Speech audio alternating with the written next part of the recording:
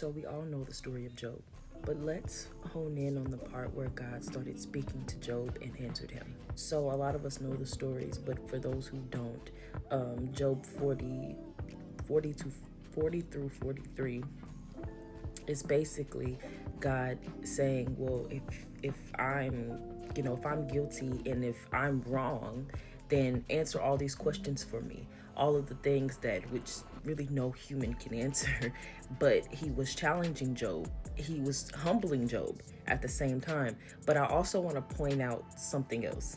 While God is asking Job all these questions, it's also a reminder to Job while he's questioning God, or people are trying to make it seem like he's doing everything wrong and all this confusion going on. And in all this questioning, yes, God is reprimanding him and humbling him, but God is also reminding Job of who he is.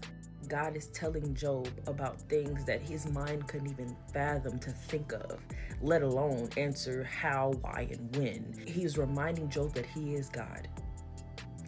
And it just sets into perspective that we don't know everything. Now, when God chooses to some people he will reveal certain things, certain knowledge to, because those people are equipped to handle it.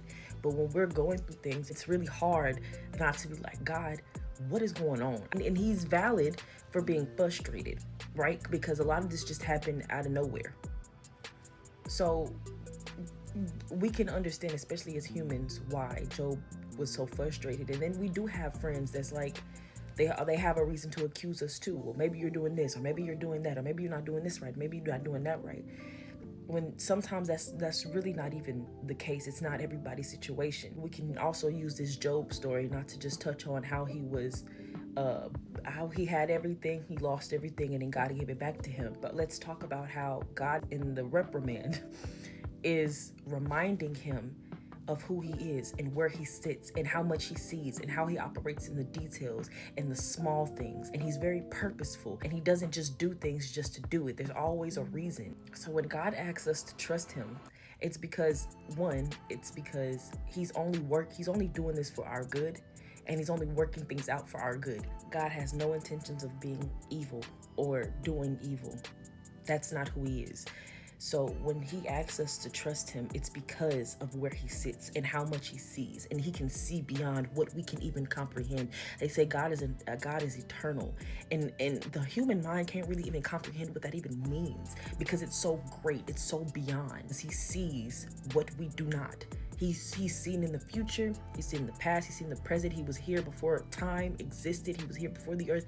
He knows. And that was Job's reminder. Don't take this just as me coming to correct you, but take this as me reminding you of who I am. Who I am. I am. There's a reason why God told Moses to tell the people when he said, who do I say sent me? When they asked, say I am, because he is that. He is everything. He sees everything, and he is everything all at once.